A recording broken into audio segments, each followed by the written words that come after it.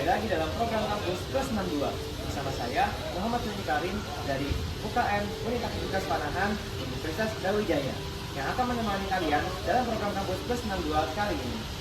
Oke, sebelumnya teman-teman mungkin ada yang belum tahu ya, apa sih UAPUB atau Unit Aktivitas Panahan Universitas Brawijaya itu? Jadi, Unit Aktivitas Panahan atau yang singkat UAPUB merupakan salah satu unit kegiatan mahasiswa yang berkecimpung di bidang panahan. Jadi teman-teman yang berminat untuk mengikuti kegiatan panahan, memanah, ataupun ingin mengembangkan skillnya dalam berorganisasi, cocok banget nih buat kalian. Jadi selain berlatih di organisasi, kalian juga akan dilatih bagaimana caranya melakukan olahraga ataupun aktivitas panahan. Oh iya, kali ini Kampus Plus 62 akan menyajikan 8 berita pilihan yang diadakan dari Kampus Malang, Bandung, Semarang, dan Makassar. Jadi, yuk kita simak sama-sama.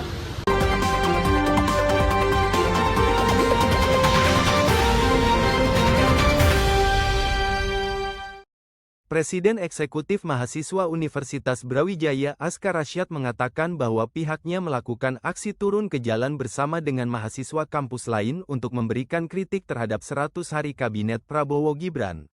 Secara nasional terdapat 14 tuntutan mahasiswa kepada pemerintah.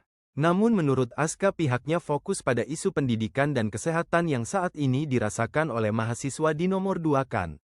Aska menilai sektor pendidikan dan kesehatan harus menjadi prioritas pemerintah walaupun terjadi efisiensi anggaran. Mungkin untuk teman-teman pendengar dan pembaca sekalian terkait aksi yang kita lakukan di hari ini, utamanya yang telah dikonsolidasikan oleh Amarah Brawijaya, mahasiswa Universitas Brawijaya, tidak lain dan tidak bukan ini include ya banyak hal seperti halnya masalah efisiensi anggaran yang diperkuat dari Inpres nomor 1 tahun 2025 hingga proses 100 hari kerjanya Prabowo Gibran seperti itu. Nah, tetapi yang menjadi concern kita, yang menjadi poin utama atau highlight begitu ya, dari 14 poin tuntutan yang sudah kita siapkan seperti itu untuk hari ini, tidak menitik beratkan itu ada soal pendidikan dan soal kesehatan yang justru ini menjadi prioritas nomor 2 begitu. Nah, apalagi kita sebagai mahasiswa bagian daripada sivitas akademika, pendidikan menjadi suatu hal yang penting dalam mewujudkan tridharma perguruan tinggi. Ini impact-nya sangat besar, tidak hanya mahasiswa sebetulnya, dosen dan lain sebagainya juga memiliki dampak yang luar biasa. Begitu juga dengan kesehatan begitu, dan implikasi ini sudah mulai terasa mulai dari Ormawa ya, anggaran-anggaran yang diberikan oleh fakultas, oleh universitas kepada Ormawa itu sudah mulai berasa. Namun pendidikan dan kesehatan itu juga diiringi dengan berbagai dinamika yang terjadi selama 100 hari kerja Prabowo Gibran, seperti halnya militer yang masuk pada posisi-posisi ranah sipil seperti itu dan lain sebagainya. Aksi mahasiswa ini juga merupakan bentuk aspirasi masyarakat yang akan memperkuat demokrasi di Indonesia. Para mahasiswa berangkat dari masing-masing kampus untuk menuju gedung DPRD Kota Malang.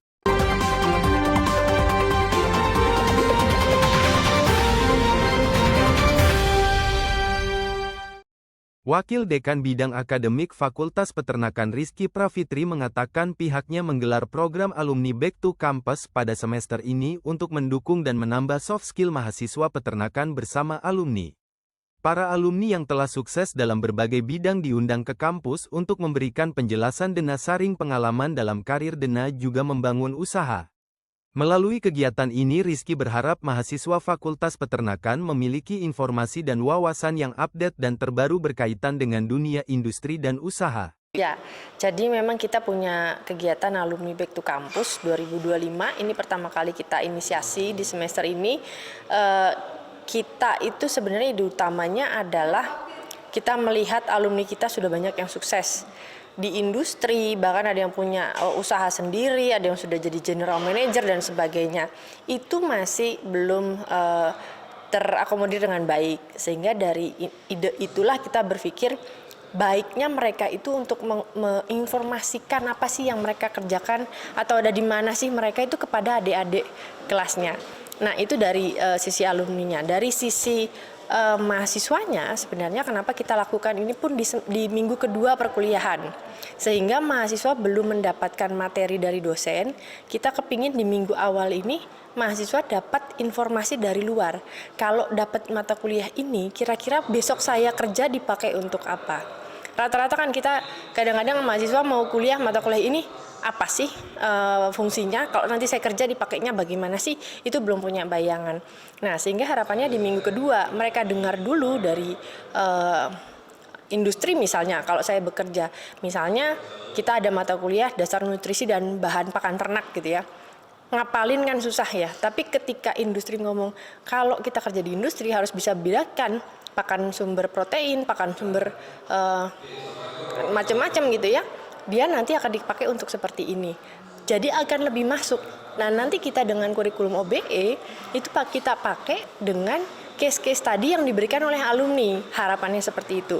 Ditambah nanti oleh dosen mengangkat itu lebih gampang dengan menggunakan teori. Teorinya seperti ini gitu.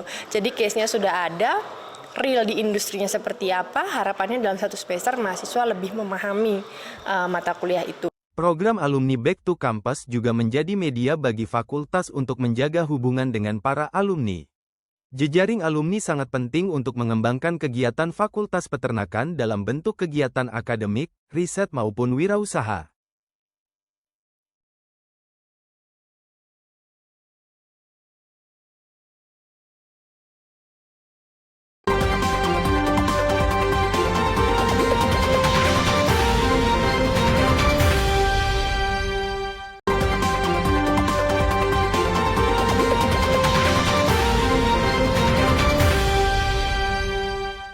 Fakultas Hukum Universitas Brawijaya terus menambah jejaringnya dengan berbagai perguruan tinggi di tanah air. Terbaru Fakultas Hukum UB melakukan komunikasi dengan Fakultas Hukum Universitas Nasional Jakarta.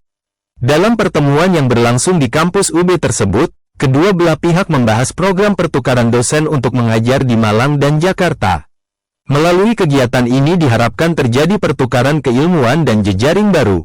Dekan Fakultas Hukum Universitas Brawijaya Dr. Aan Eko Widiarto menjelaskan bahwa pertukaran dosen menjadi hal penting untuk meningkatkan keilmuan hukum kedua belah pihak. Ya, kami menyambut baik adanya, kalau saya sebut sih bukan studi banding, tapi diskusi bersama antara Fakultas Hukum Universitas Nasional Jakarta dengan Fakultas Hukum UB ini. Dua hal yang kami diskusikan. Pertama adalah soal kurikulum dan yang kedua adalah soal kemahasiswaan. Nah, harapan kami kita bisa sinergi ya. Intinya kan ini kerjasama, ada link antara UB dengan UNAS sehingga bisa menambah hasanah keilmuan hukum maupun terkait dengan akademik, pengembangan kurikulum dan pengembangan mahasiswa. Nanti akankah dilanjutkan Pak implementasinya dan seperti apa? Tadi yang ingin kami realisasikan adalah terkait dengan mengajar bersama. Jadi nanti ada kesempatan bagi dosen-dosen di UNAS mengajar di sini. Kami pun juga sama bisa reproksikal ngajar di sana. Kemudian juga untuk mahasiswa di UNAS yang ingin melanjutkan magister kenotariatan misalnya bisa ke kami di PSDKU Jakarta. Kemudian juga untuk yang S3 ini alhamdulillah dari UNAS ada 7 orang yang sudah menjalani alumni dari FHUB, sehingga untuk ya khususnya nanti peluang untuk mengajar bersama itu bisa di program doktor UNAS, kita bisa saling mengajar, kemudian juga untuk joint publication ya. Ini untuk meningkatkan publikasi para dosen. Baik. Selain itu, dalam pertemuan tersebut juga dibahas untuk kelanjutan studi bagi mahasiswa ilmu hukum UNAS yang akan menempuh studi magister dan doktor di Fakultas Hukum Universitas Brawijaya. Saat ini sudah terdapat beberapa mahasiswa UNAS yang menjadi alumni program magister dan doktor di kampus biru tersebut.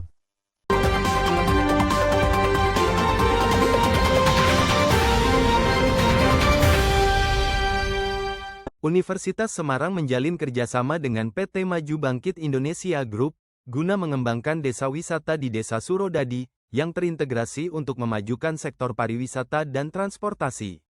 Berlangsung pada tanggal 18 Februari tahun 2025, kerjasama ini mendapat respon positif dari Direktur PT Maju Bangkit Indonesia Group Edi Nurseto AMD. Ia menyatakan bahwa kerjasama ini berfokus pada sektor transportasi yang sangat dibutuhkan oleh Desa Surodadi, yang terletak di daerah perairan. Ketika kita melihat ya, kita kebetulan dari pihak industri ya, jadi PT Maju Bangkit Indonesia Group ini sebagai pabrikan kapal-kapal kecil, tentunya di Desa Surodadi ini kan membutuhkan sarana transportasi sungai dan laut ya, tentunya seperti itu, sehingga program yang sudah dicanangkan oleh Pak Lurah, Pak Agus Supriyanto, itu harapannya kita bisa membantu supaya program beliaunya berjalan dengan baik, karena memang transportasi yang paling utama dibutuhkan di desa ini. Tentunya kami segera realisasikan nanti bersama pihak kampus ya, Universitas Semarang dan juga pemerintah desa. Lebih cepat lebih bagus, saya pikir seperti itu. Kami siap dengan dukungan kepada desa ini. Kira-kira seperti itu, Mbak. Dalam kunjungan yang dilakukan ke desa wisata, di Desa Surodadi, Demak, Rektor USM dan tim LPPM USM beserta Direktur PT Maju Bangkit Indonesia Group, hal ini guna meninjau secara langsung lokasi dan potensi yang akan dikembangkan bersama. Keseriusan untuk memajukan desa wisata itu disambut baik oleh Kepala Desa Surodadi Agus Supriyanto. Ia berharap agar masyarakat dapat menjaga dan melestarikan potensi yang ada dengan bimbingan dari pihak terkait. Harapan saya sebagai pemerintahan desa agar selalu dibina dan dibimbing tentunya dari pihak terkait, dan juga untuk masyarakat bisa menjaga serta melestarikan apa yang sudah menjadi dari pihak itu.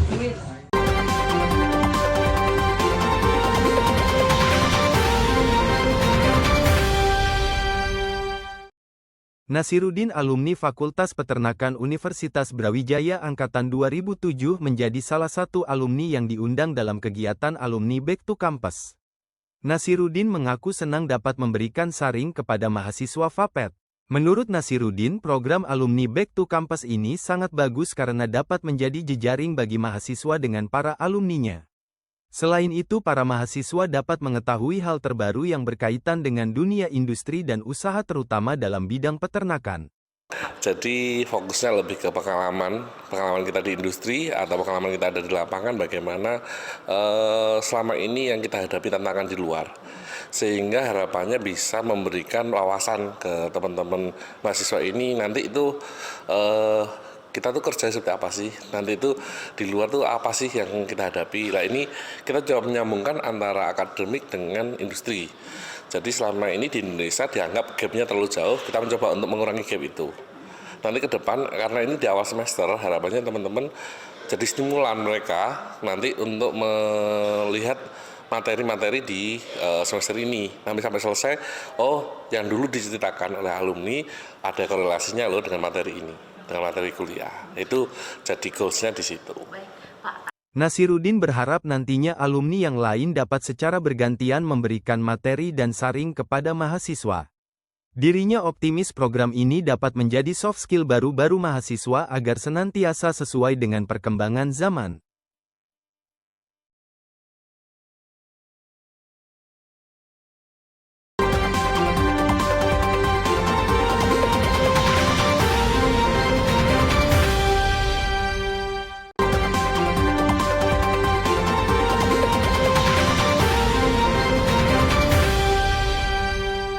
Universitas Hasanuddin Makassar menghadirkan Presiden Direktur PT Indika Energy, Arsyad Rashid, dalam kuliah umum di Arsyad Rashid Lecture Theater, Kampus Unhas Tamalanrea, Jumat tanggal 14 Februari tahun 2025. Kuliah umum sebagai rangkaian peresmian Arsyad Rashid Lecture Theater ini bertemakan Generasi Muda dan Tantangan Seru Menuju Indonesia Emas 2045. Dalam kuliah umum tersebut, Arsyad menegaskan jika pertumbuhan ekonomi yang berkeadilan harus menjadi prioritas utama. di mana UMKM memiliki peran strategis dalam membangun ekosistem bisnis yang inklusif dan berkelanjutan. Menurutnya, Indonesia memiliki potensi besar dengan bonus demografi yang dimiliki saat ini. Namun jika tidak dikelola dengan baik, bonus ini bisa menjadi tantangan. Karenanya generasi muda harus dibekali dengan keterampilan, pengetahuan, dan pola pikir inovatif agar mampu bersaing di era global. Ia pun menekankan pentingnya kewirausahaan sebagai pendorong utama pertumbuhan ekonomi dan penciptaan lapangan kerja. Saat ini sebanyak 90% peluang kerja berasal dari UMKM, tetapi fakta menunjukkan bahwa 80% bisnis baru mengalami kegagalan dalam 3 tahun pertama akibat kurangnya strategi bisnis, keterbatasan modal, serta lemahnya jaringan pasar dan komunitas pendukung. Inovasi harus menjadi prioritas dalam membangun bisnis, bukan sekadar mengikuti tren pasar. Selain itu, pengelolaan keuangan yang baik dan penguatan jaringan komunitas juga menjadi faktor kunci keberhasilan dalam dunia usaha, juga memerlukan 3 prinsip utama yang harus diterapkan, yaitu competition, collaboration, juga komplementari. Tadi jangan berpikir, jadi saya tuh kadang-kadang nggak suka dengan kata UMKM. Dengan membuatnya, kenapa? Jangan dikatakan ini ada pengusaha kecil, menengah. Sebetulnya, mestinya ini kita ngomongin, ini semua adalah wirausaha. Yang omsetnya masih kecil. Nah, nanti bagaimana supaya omsetnya lebih tinggi, supaya dia menjadi wirausaha yang lebih besar lagi, yaitu menjadi menengah dan lain-lain. Nah, kewirausahaan ini sangat penting. Jadi untuk itu jangan juga tadi bilang berkecil hati dulu. Karena kadang-kadang melihat produk dari luar, wah ini ada produk dari luar. Masa kita nggak bisa buat? Bisa dibuat, bisa dicontoh. Tanya-tanya. Jadi saya minta pada teman-teman daripada usaha yang kecil, menengah, jangan tidak percaya diri bahwa bisa melakukan inovasi. Dan kompetisi itu bagus loh. Dengan itu bisa dilihat. Paling mudah, lihat di e-commerce, barang-barangnya. Lihatin, mana yang produk-produk dari luar negeri. Bisa nggak kita buat sendiri? Kalau kita tambah banyak bisa buat dan inovasi lebih bagus, pasti orang juga banyak lebih yang itu. Dan mengerti naratifnya, cerita, dan sekali penting cerita-cerita yang ada untuk cara berjualannya bagaimana. Jadi inovasi menjadi kunci sih. Arsyad Rashid berpesan kepada mahasiswa untuk memiliki kepercayaan diri, keberanian dalam berinovasi, serta keterampilan komunikasi yang baik, terutama dalam public speaking. Sebagai bentuk kontribusi akademik, Arsyad Rashid menyerahkan buku karyanya kepada Unhas yang berjudul Bangkitnya Kewirausahaan Sosial di Indonesia, Kisah Muhammadiyah. Ia berharap buku tersebut menjadi referensi bagi mahasiswa dalam memahami kewirausahaan sosial. Dari Makassar, Tim Liputan Unhas TV melaporkan untuk UBTV.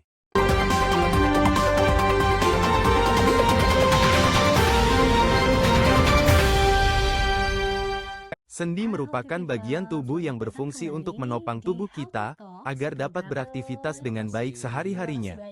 Oleh karena itu, kesehatan sendi sangat penting untuk dijaga. Jika tidak, akibatnya bisa sangat fatal, salah satunya terkena osteoartritis.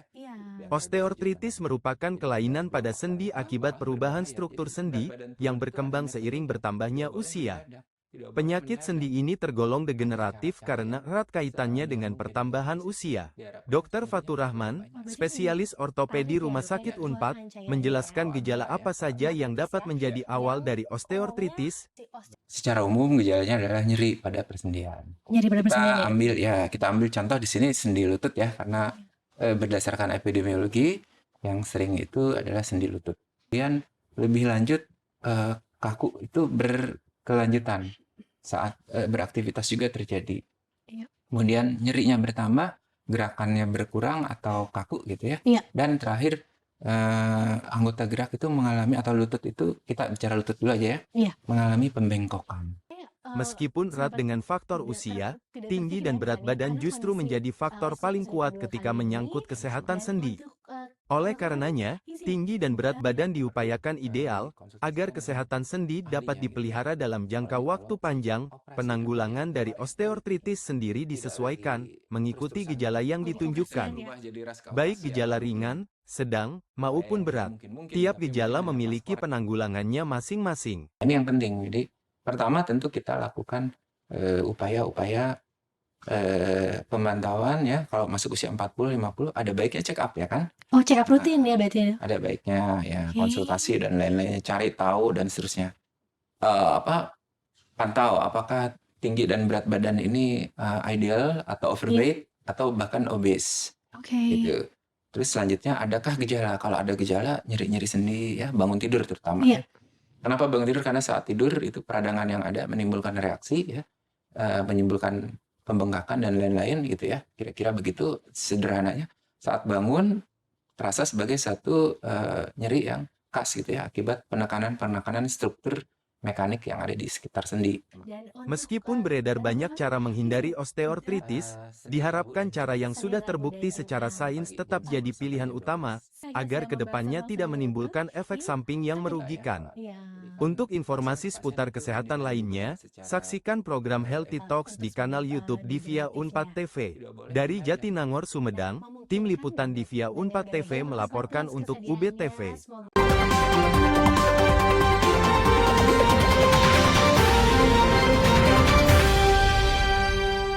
Majelis Senat Akademik Perguruan Tinggi Negeri Badan Hukum se-Indonesia mengadakan sidang paripurna di Makassar, Sulawesi Selatan. Kegiatan itu dilangsungkan selama 3 hari, mulai 13 hingga tanggal 15 Februari tahun 2025. Sidang paripurna tersebut bertemakan Quo Vadis PTNBH Indonesia dalam menghadapi tantangan global dan menghadirkan 24 ketua Senat Akademik PTNBH seluruh Indonesia. Sidang ini menghadirkan secara daring Menteri Pendidikan Tinggi, Sains, dan Teknologi Republik Indonesia, Profesor Dr. Sastro Sumantri Brojonegoro PhD. Ia meminta Senat Akademik dan Perguruan Tinggi Negeri berbadan hukum untuk mengambil peran dalam memajukan Indonesia dengan memberikan solusi-solusi dengan strategi yang baik untuk menjawab isu yang tengah dihadapi oleh dunia pendidikan saat ini. Rektor Universitas Hasanuddin, Profesor Dr. Jamaluddin Jompa menyampaikan jika sidang pleno yang dilaksanakan di Unhas adalah wadah kepada Majelis Senat Akademik untuk memberikan pemikiran strategis untuk mendorong kemajuan PTNBH dan kemajuan Indonesia. Hari ini pertemuan kita sebut sebagai sidang pleno Majelis Senat Akademik PTNBH se-Indonesia yang akan membahas berbagai isu terkait dengan peran daripada Senat Akademik di dalam mendorong perguruan tinggi negeri dan secara khusus dan perguruan tinggi secara umum yang ada di Indonesia, sehingga hari ini terlalu penting untuk tidak diabadikan oleh teman-teman dan diikuti bagaimana kemudian Majelis Senat Akademik ini bisa berkontribusi memberikan pemikiran-pemikiran strategis untuk bagaimana mendorong peran perguruan tinggi di dalam menyelesaikan dan berkontribusi di dalam penguatan daya saing bangsa, menyelesaikan berbagai memberi solusi memberi solusi terhadap berbagai isu-isu yang terkait dengan pendidikan yang selama ini memang menjadi konsen bangsa kita sebagai negara yang ingin menjadi negara maju, ingin mencapai Indonesia emas 2045 itu harus memiliki SDM yang berkualitas emas juga, dan itu peran perguruan tinggi sangat penting ya, sehingga kehadiran seluruh PTNBH se-Indonesia di Unhas ini adalah bukan hanya sekedar sidang-sidang pleno untuk organisasi, tapi lebih memikirkan bagaimana kemudian isu-isu ini bisa menjadi bahan untuk menjadi bahan rekomendasi tentu untuk seluruh pihak, terutama untuk pemerintah dan juga para stakeholder pemerintah daerah dan seluruh perguruan tinggi yang ada di Indonesia. Jamaluddin menambahkan, untuk menuju Indonesia sebagai negara maju, salah satu faktor kunci dan indikator utamanya terletak pada kualitas perguruan tingginya. Dan hasil sidang pleno yang dilaksanakan di Unhas tersebut akan memberikan rekomendasi kepada para pemangku kepentingan, termasuk kepada pemerintah dan kementerian terkait. Ketua Majelis Senat Akademik PTNBH, Profesor Dr. Ganjar Kurnia, menyampaikan jika sidang ini adalah upaya untuk memberikan solusi dari permasalahan yang ada. Jadi acara ini memang pertemuan dari Senat Akademik PTNBH seluruh Indonesia. Sekarang ini ada 24 atau 25, jadi kemudian kita menyelenggarakan, ada majelisnya, kemudian kita menyelenggarakan musyawarah untuk membicarakan hal-hal yang terkait dengan dengan pendidikan khususnya di PTNBH. Misalnya hari ini kita bicara tentang Quo Vadis PTNBH, itu artinya kami masih tetap, walaupun sudah PTNBH, masih mempertanyakan juga kira-kira, atau kami masih merasakan ada hal-hal apa saja yang sebetulnya mungkin belum sesuai juga dengan harapan dan sebagainya. Jadi intinya seperti itu. Nah, oleh karena itu kegiatan ini nanti pertama adalah kita juga mengumpulkan, kita sudah banyak lah kalau masalah apa yang dirasakan, mungkin nanti di Unhas seperti apa, di tempat yang lain seperti apa. Kemudian kita mencoba memberikan solusi atau gagasan-gagasan pemikiran bagaimana kita menyelesaikan masalah yang selama ini dirasakan. Selain itu, kita berhadapan dengan tantangan masa depan. Tantangan-tantangan juga tadi saya sampaikan ada juga mungkin perubahan-perubahan ke depan. Yang paling dekat bagaimana kalau terjadi perampingan di anggaran, itu kan pasti akan berpengaruh terhadap PTNBH. Bagaimana pengaruhnya terhadap UKT nanti dan sebagainya. Kemudian dosen-dosen juga masih punya masalah sekarang ini, katanya ada masalah tukin, masalah segala macam. Nah, itu kita coba bicarakan di sini. Kemudian gagasan ini kemudian kita sampaikan untuk menyelesaikan masalah kepada yang terkait. Jadi bukan hanya ke Kementerian Dikti saja, tapi juga mungkin nanti kita bicarakan ke Kementerian Keuangan dan sebagainya. Ganjar menjelaskan, salah satu hal krusial yang dibahas dalam sidang tersebut adalah mengenai efisiensi anggaran namun tetap mempertahankan kualitas pendidikan. Termasuk kemungkinan melaksanakan kembali kuliah online, sedangkan Ketua Senat Akademik Universitas Gadjah Mada, Profesor Sulistiowati, mengapresiasi Universitas Hasanuddin sebagai penyelenggara sidang paripurna Majelis Senat Akademik PTNBH tahun 2025. Dari awal kami sudah dilibatkan dalam rapat persiapan sekaligus sebagai koordinasi sidang paripurna MSA PTNBH di Universitas Hasanuddin. Pembahasan meliputi substansi tema-tema yang akan didiskusikan dalam sidang paripurna pagi hingga siang hari ini. Persiapannya bagus, tertata seperti itu, yang melibatkan seluruh pimpinan dari 22 PTNBH se-Indonesia. Profesor Sulistiowati berharap sidang yang diselenggarakan ini dapat menghasilkan solusi-solusi strategis dan juga rekomendasi yang kemudian akan disampaikan kepada kementerian di Jakarta. Dari Makassar, Tim Liputan Unhas TV melaporkan untuk UBTV.